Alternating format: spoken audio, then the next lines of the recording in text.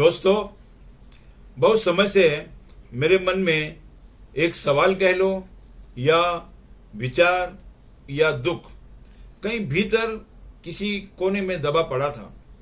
ये तो भला हो YouTube का, जिसकी वजह से आज मुझे इस बड़े और शानदार प्लेटफॉर्म से उस दबी हुई भावना को उजागर करने का मौका मिला।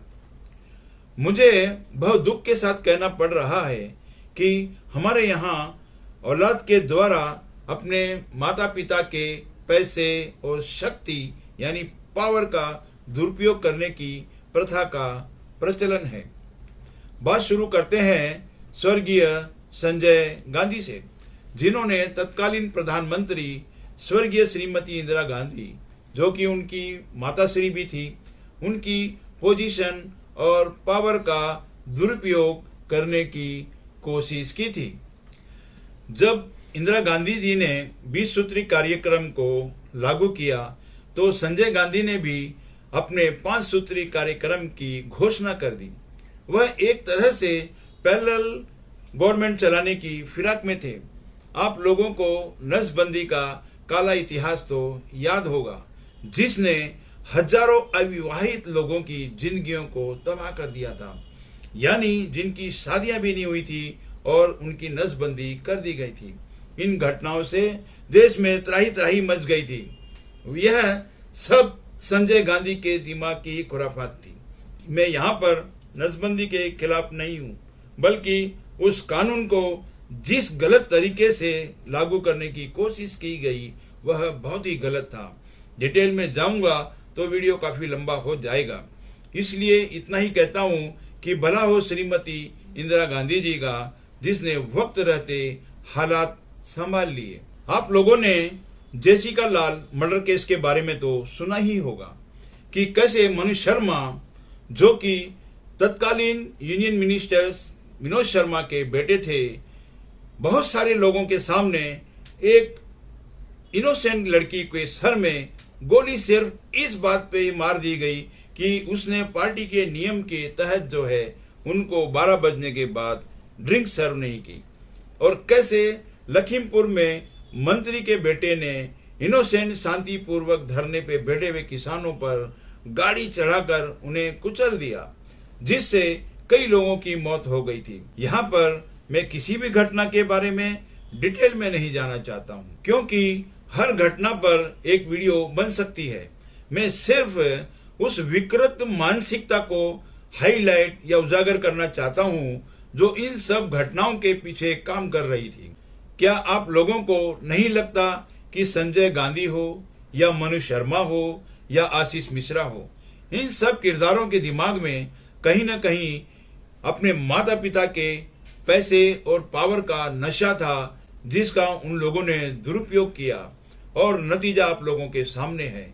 कहीं अच्छा होता अगर इन सभी लोगों ने इसका उपयोग करते हुए कोई सामाजिक सहायता या किसी की भलाई का काम किया होता तो कितना ही अच्छा होता, और जो उनके साथ हुआ वह ना होकर उनकी इज्जत में 4 चांद लग गए होते।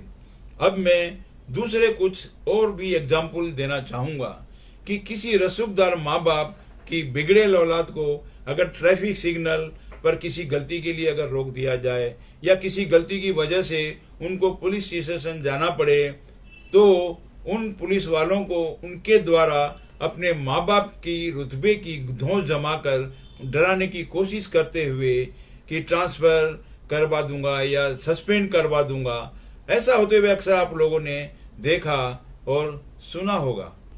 बिगड़ेल रईस अमीरजादे ड्राइविंग भी बहुत रफ करते हैं। कई बार तो सड़क हादसों में किसी की मौत तक हो जाती है। अंबानी के बेटे की कार दुर्घटना के बारे में तो आप लोगों ने सुना ही होगा, जिसमें 2 लोगों की मृत्यु हो गई थी और बाहुबली के वारिस भी किसी से कम नहीं है।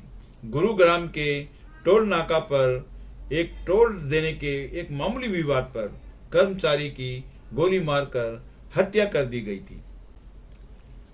यह सब कुकृत्य इन लोगों की उद्दंड विकृत मानसिकता को दर्शाता है। इसके विपरीत अमेरिका के भूतपूर्व राष्ट्रपति बराक ओबामा की बेटी ने एक रेस्टोरेंट में काम किया और अमेरिका का राष्ट्रपति होना मतलब दुनिया का सबसे ताकतवर इंसान। उनकी बेटी के द्वारा जॉब करना विनम्रता, संस्कार, सदाचार और अच्छे आचरण की बेहतरीन मिसाल है। यहाँ पर मैं यह नहीं कहना चाहता कि हर बड़े माँ बाप की औलाद को कोई जॉब करना चाहिए, बल्कि समाज के लिए उनकी सोच और विचार, मानसिकता अच्छी होनी चाहिए।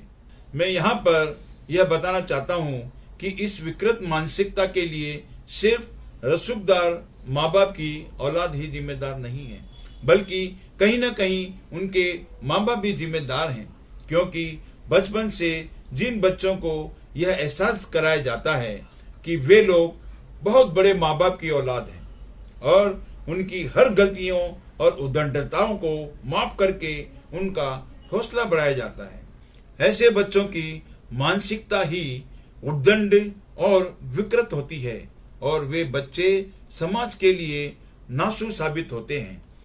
इसीलिए मेरी ऐसे रसूखदार माँ बाप से गुजारिश है कि अपनी औलाद का पालन पोषण एक बेहतरीन तरीके से करें, ताकि वे एक अच्छे नागरिक बन सकें और अच्छे इंसान बनकर समाज और देश हित में कुछ योगदान कर सकें।